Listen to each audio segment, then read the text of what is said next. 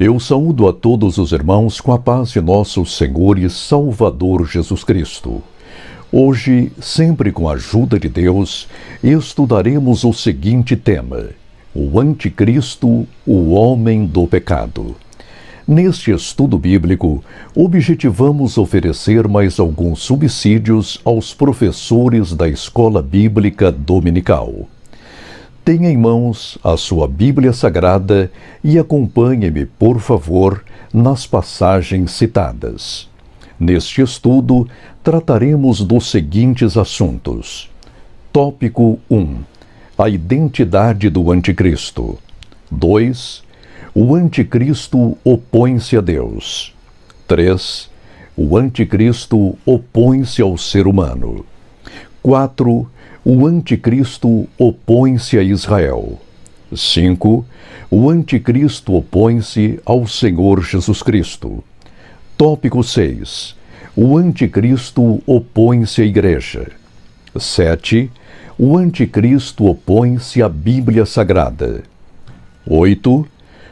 O advento e a queda do Anticristo.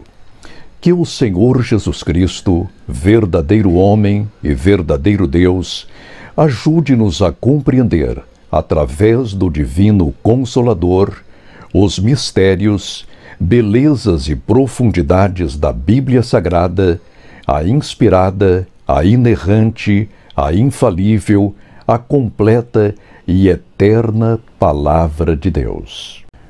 Tópico 1. A identidade do Anticristo.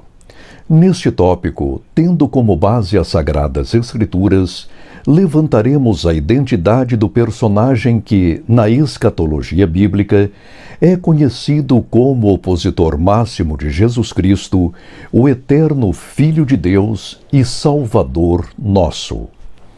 Ponto 1. O Anticristo. Mencionado apenas por João Apóstolo, o Anticristo é aquele que, opondo-se sistemática, metódica, teológica e academicamente a Cristo, coloca-se em seu lugar como se fosse o Messias de Israel e Salvador do mundo. Confira, por favor, Daniel 9 e versículo 27, segundo aos Tessalonicenses capítulo 2 e versículo 4, e 1 João capítulo 2 e versículo 18.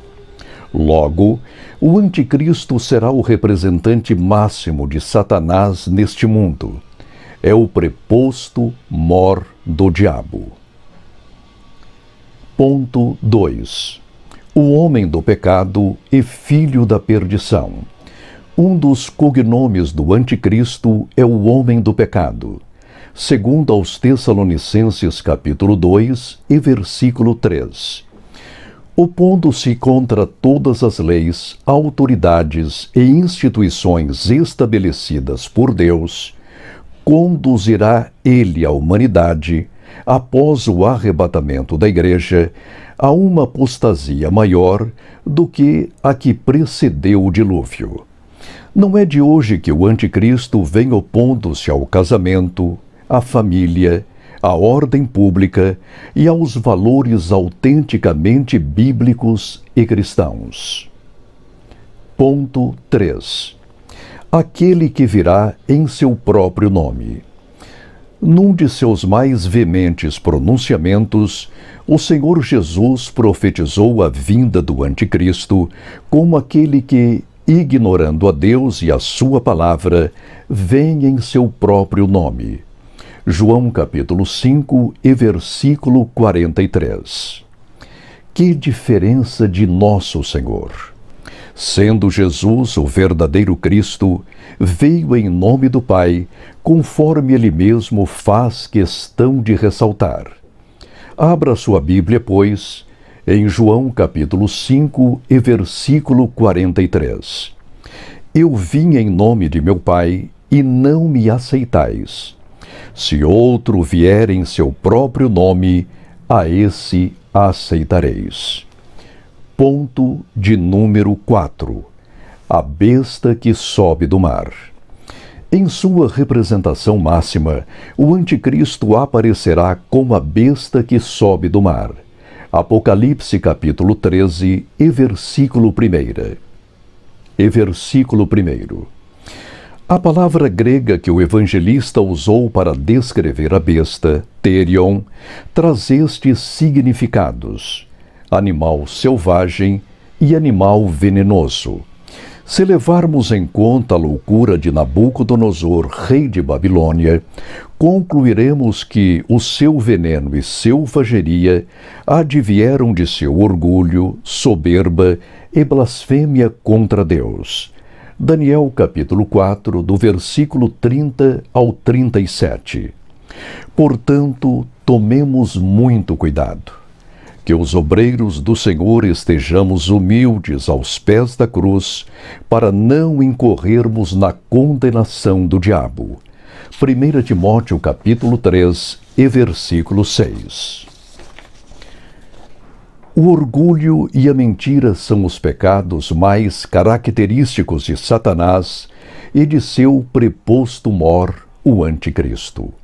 O homem que se orgulha e não reconhece a soberania de Deus, faz-se semelhante à serpente e ao dragão. Perdendo a razão e a sensibilidade espiritual, torna-se venenoso e selvagem. Nos próximos tópicos, veremos que o papel do Anticristo é fazer a vontade do diabo, opor-se a Deus e à sua criação. Tópico 2. O Anticristo opõe-se a Deus. Neste tópico, querido irmão, constataremos uma verdade que a Bíblia vem declarando desde a escrituração da segunda epístola de Paulo aos Tessalonicenses há quase 2000 anos. O Anticristo é também o antideus, aquele que faz oposição sistemática ao Criador e mantenedor de todas as coisas. Atentemos a esta passagem da epístola já citada.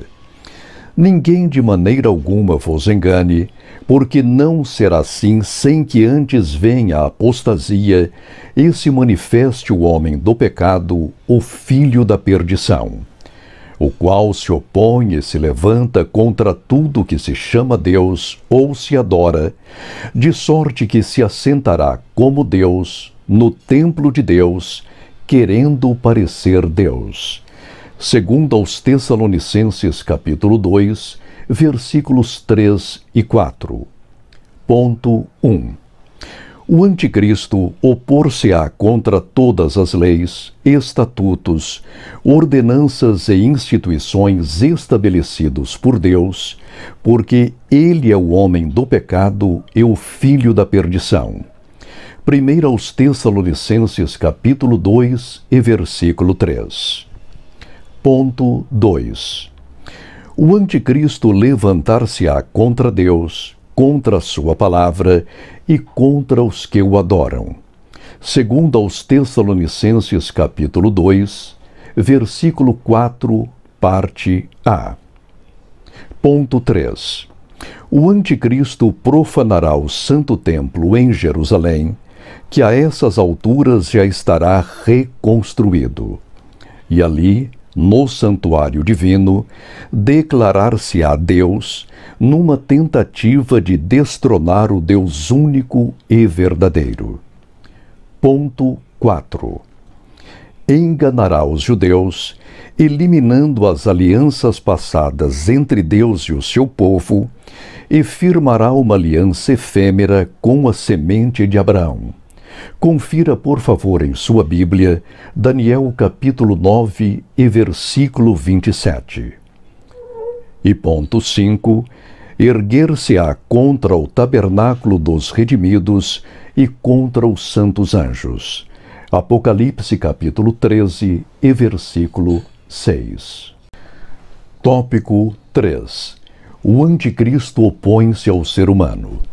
Neste tópico, querido irmão, constataremos que o Anticristo é o maior inimigo do ser humano, apesar de apresentar-se desde o Éden como seu Messias e Salvador.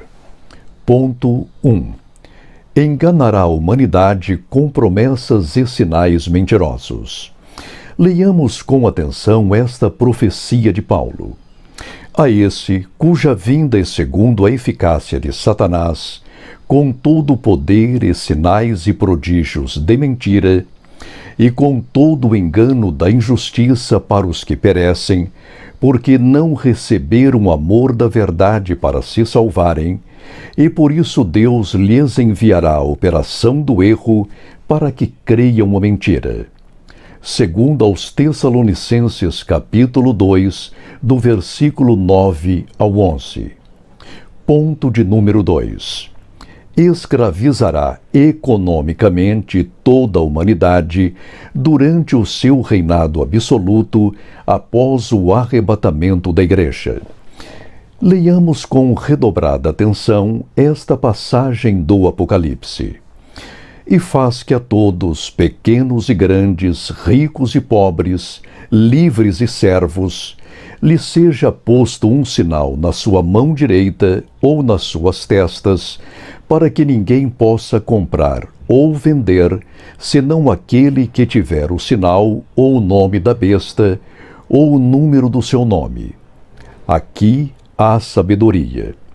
Aquele que tenha entendimento, calcule o número da besta, porque é o número de um homem, e o seu número é 666. Apocalipse capítulo 13, do versículo 16 ao 18. Ponto de número 3. Matará os que não adorarem a besta. De forma sucinta, mas significativa, o autor sagrado descreve a provação e o martírio dos santos que estiverem na terra durante a 70ª semana de Daniel. Abra sua Bíblia em Apocalipse capítulo 13 e versículo 10. Se alguém leva em cativeiro irá. Se alguém matar a espada, necessário é que a espada seja morto. Aqui está a paciência e a fé dos santos. Tópico de número 4. O anticristo opõe-se a Israel. Desde os dias do Antigo Testamento, vem Satanás, através de seus vários prepostos, buscando eliminar Israel teológica, espiritual, moral e fisicamente. Mas, pelo que concluímos do texto sagrado, a maior perseguição aos judeus ocorrerá durante a segunda metade da 70ª semana de Daniel. Ponto 1. Enganará Israel com uma falsa aliança. No início da última semana de Daniel, o anticristo, fingindo ser o Messias profetizado no Antigo Testamento, firmará uma aliança com os judeus. Atentemos ao texto sagrado. E ele firmará aliança com muitos por uma semana. Daniel capítulo 9, versículo 27, parte A. Ponto de número 2. Perseguirá Israel quando os judeus romperem a sua aliança com o falso Messias, conforme deixa bem claro o profeta Daniel. E na metade da semana fará cessar o sacrifício e a oblação, e sobre a asa das abominações virá o assolador, e isso até a consumação, e o que está determinado será derramado sobre o assolador. Daniel capítulo 9, versículo 27, parte B. E terceiro ponto, cercará a cidade santa para destruí-la. Porque eu ajuntarei, diz o Senhor, porque eu ajuntarei todas as nações para a peleja contra Jerusalém. E a cidade será tomada, e as casas serão saqueadas, e as mulheres forçadas. E metade da cidade sairá para o cativeiro, mas o restante do povo não será extirpado da cidade. Zacarias capítulo 14 e versículo 2. Tópico de número 5. O anticristo opõe-se ao Senhor Jesus Cristo. Neste tópico, querido irmão, observaremos que o anticristo, sendo o inimigo mais declarado e sistemático de nosso Senhor Jesus Cristo, o eterno Filho de Deus, jamais poupou esforços e estratégias a fim de destruí-lo física, teológica e academicamente. Ponto de número 1. Satanás, através de Herodes o Grande, um de seus mais perversos e ímpios prepostos, tentou eliminar o menino Jesus. Confira em sua Bíblia, por favor, Mateus capítulo 2 e versículo 13. Ponto 2. Na tentação do deserto, o diabo, ignorando todas as reverências que se deve à Santíssima Trindade, procurou cooptar o Filho de Deus para que o servisse como servo e como escravo.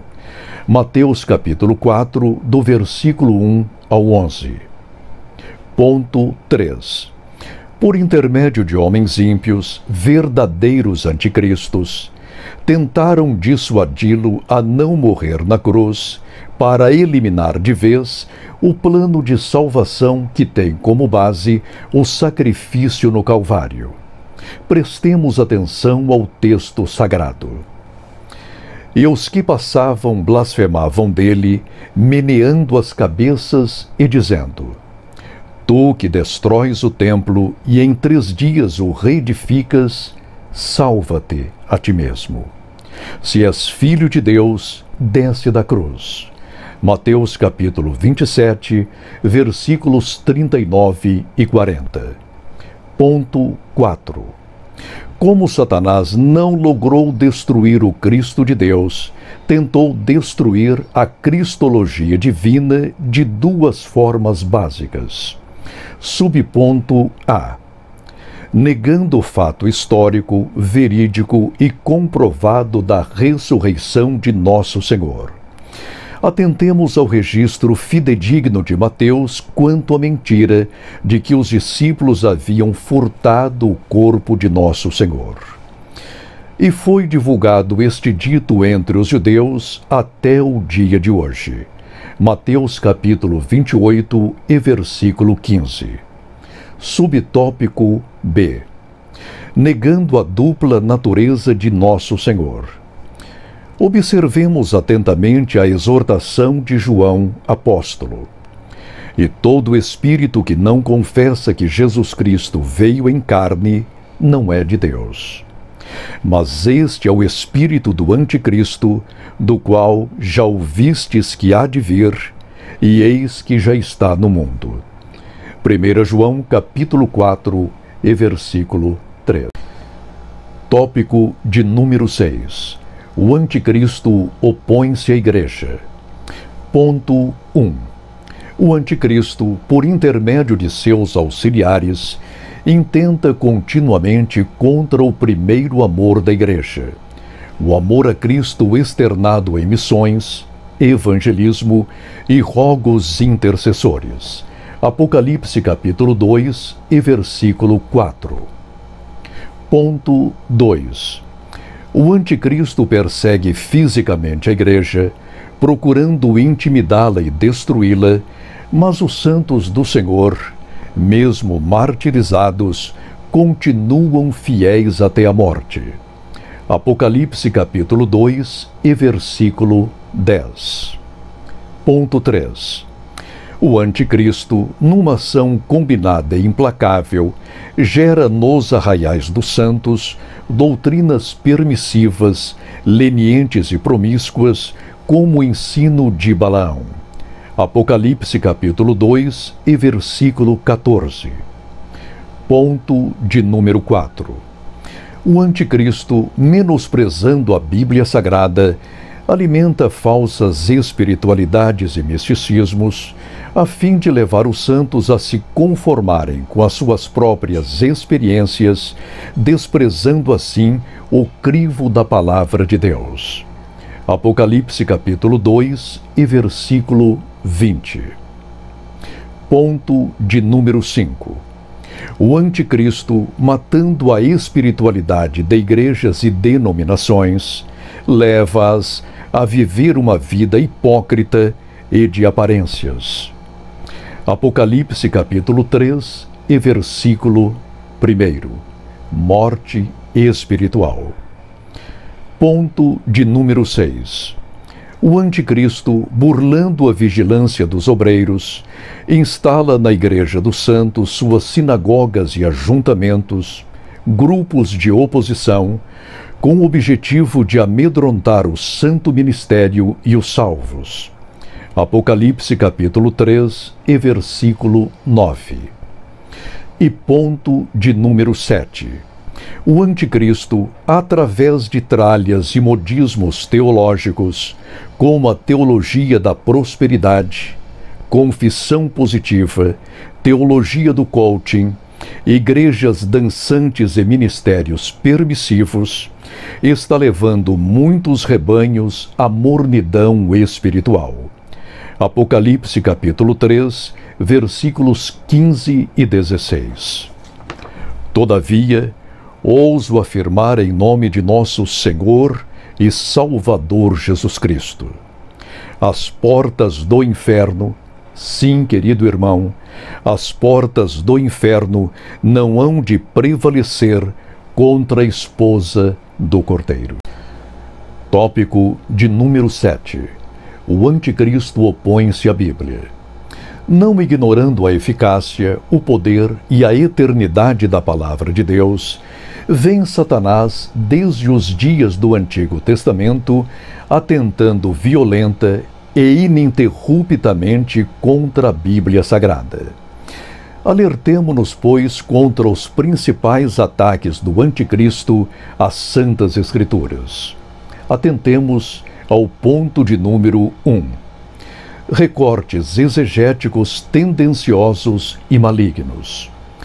Os falsos doutores e mestres, a serviço do anticristo, e utilizando o mesmo canivete hermenêutico do rei Joaquim, cortam e recortam da Bíblia Sagrada doutrinas e preceitos para que o povo de Deus não seja edificado na sã doutrina. Jeremias capítulo 36 e versículo 23. Ponto de número 2. Torções da palavra de Deus, a fim de adequá-la ao pecado e à permissividade, conforme alerta-nos seriamente o apóstolo Pedro. Confira, por favor, em sua Bíblia, 2 Pedro capítulo 3 e versículo 16. Dessa forma, os falsos doutores e mestres, que às vezes sentem-se muito bem em nosso meio, atentam contra estas doutrinas: a santificação, a volta de nosso Senhor e Salvador Jesus Cristo e contra todas as verdades pentecostais. Estejamos, pois, alertas e vigilantes, para que a sã doutrina não sofra qualquer prejuízo. Ponto de número 3. Interpretação histórico-crítica da Bíblia Sagrada, como se a palavra de Deus fosse um livro vulgar e criticável. Quanto a esse método, oriundo do iluminismo, temos um seríssimo alerta do pensador francês Fabrice Radjadj. Em seu livro A Fé dos Demônios, denuncia ele o método histórico-crítico e outras tralhas do liberalismo teológico. Diz ele: Satanás é um biblicista. Ele poderia discutir com professores de seminário e, melhor que eles, aprofundar-se nos detalhes de um problema de tradução ou de uma controvérsia de termos. É também um incomparável mestre em exegese histórico-crítica, um amigo de Reimarus e de Wolff, um irmão de Renan e Loisy, um verdadeiro pai para Julius Wellhausen. Ele recorta de bom grado a Torá, os 5 primeiros livros da Bíblia Sagrada. Repetindo, ele recorta de bom grado a Torá em pedaços, javista, eloísta, deuteronomista e companhia. desde que isso permita se proteger contra uma inspiração que incomoda, desde que a letra, sempre melhor dissecada, permaneça letra morta. Não é que a exegese histórico-crítica seja em si mesma demoníaca, diz ele, mas ela segue facilmente o declive que se perfila na tentação desértica, fixar-se ao verbo escrito para melhor perder o verbo vivo. Quanto a nós, prezados irmãos, na interpretação da Bíblia Sagrada, que é a inspirada, a inerrante, a infalível, a completa e eterna Palavra de Deus, usamos nós o método de interpretação canônico pentecostal. Vejam os irmãos, os nossos pressupostos da interpretação bíblica. Em primeiro lugar, o Espírito Santo é o real intérprete das Sagradas Escrituras. Em segundo lugar, a Bíblia interpreta-se a si própria. E em terceiro lugar, o Senhor Jesus Cristo, que é a chave hermenêutica da Bíblia Sagrada, aclara-nos o espírito, a mente e a alma para que lhe compreendamos perfeitamente a palavra de Deus. Ponto de número 4. Prestemos especial atenção a este ponto. Tratamento desrespeitoso da Bíblia Sagrada, tendo-a em conta como um livro antiquado e sem valor.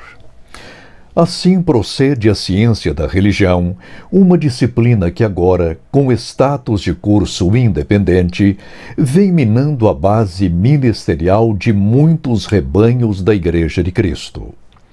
Sob a alegação de que o cristianismo deve ser examinado racional, crítica e friamente, como as demais religiões, nivela-o aos demais credos, o mesmo procedendo em relação a Nosso Senhor. Para a ciência da religião, a Bíblia Sagrada não passa de um livro religioso qualquer. A ciência da religião não é uma simples disciplina acadêmica. É um ataque frontal ao verdadeiro cristianismo. Eis como podemos defini-la e escrevê-la. A ciência da religião é um ramo de estudos que se propõe a listar e a comparar os fatos relativos às diversas religiões, suas origens, práticas, crenças, etc. Seu principal teórico é o linguista alemão Friedrich Max Müller. Os adeptos de tais estudos alegam ser necessário distanciar-se do objeto estudado, para então ser possível notar, entre as diferentes religiões, quais elementos são comuns a todas. O produto de tal comparação são as seguintes ideias falsas amplamente difundidas hoje. Em primeiro lugar, não existe uma religião certa ou errada. Em segundo lugar, é preciso haver uma plasticidade que permita a determinada religião assumir características de outras. Terceiro, é preciso haver um livre trânsito dos fiéis que lhes possibilite migrar, conforme desejarem, entre esta ou aquela crença. E ponto 4. A idealização de uma religião única e universal. Atualmente, os teóricos da ciência da religião esforçam-se para traçar, de forma bastante nítida, a fronteira que separa o objeto do estudo da ciência da religião e o objeto de estudo da teologia. Tomemos muito cuidado, prezados irmãos, com essa ciência falsa. Quanto a ela, alerta-nos o apóstolo Paulo. Tratemos a Bíblia com mais respeito e temor. Ela é a inspirada, a inerrante, a infalível, a completa, a perfeita e eterna Palavra de Deus. Na conclusão deste estudo bíblico, consideremos 4 importantes verdades. Ponto 1. O anticristo só há de manifestar-se plenamente após o arrebatamento da Igreja, ocasião em que terá início a 70ª semana de Daniel. Ponto 2. O anticristo ainda não se manifestou de maneira visível e plena, em razão de a Igreja de Cristo ainda estar no mundo. Porque já o mistério da injustiça opera. Somente há um que agora resiste até que do meio seja tirado. E então será revelado o iníquo, a quem o Senhor desfará pelo assopro da sua boca, e aniquilará pelo esplendor da sua vinda. Segundo aos Tessalonicenses, capítulo 2, versículos 7 e 8. Infelizmente, muitos já se fizeram anticristos em nosso meio, dando ouvidos a doutrinas de demônios e a espíritos enganadores. 1 João capítulo 2, versículo 18, e 1 Timóteo capítulo 4, versículo 1. Ponto 3. Embora tenhamos de agir com vigilância, oração e prudência, não o temamos nem deixemos de observar as ordenanças divinas quanto à evangelização do mundo, porque temos esta promessa. Filhinhos, sois de Deus, e já os tendes vencido, porque maior é o que está em vós do que o que está no mundo. 1 João capítulo 4, versículo 4. Ponto 4. Finalmente, o Senhor Jesus destruirá o anticristo com o assopro de sua boca, conforme escreve Paulo. E então será revelado o iníquo, a quem o Senhor desfará pelo assopro da sua boca e aniquilará pelo esplendor de sua vinda. Segundo aos Tessalonicenses, capítulo 2, versículo 8. Amados irmãos, consolemo-nos nesta promessa. Filhinhos, já é a última hora. E como ouvistes que vem o anticristo, também agora, repetindo, filhinhos, já é a última hora. E como ouvistes que vem o anticristo, também agora muitos se têm feito anticristos, por onde conhecemos que é já a última hora. 1 João capítulo 2, versículo 18. A graça de nosso Senhor Jesus Cristo, o amor de Deus e a comunhão do Espírito Santo seja com todos vós. Amém. A paz de nosso Senhor e Salvador Jesus Cristo, verdadeiro homem e verdadeiro Deus. Amém.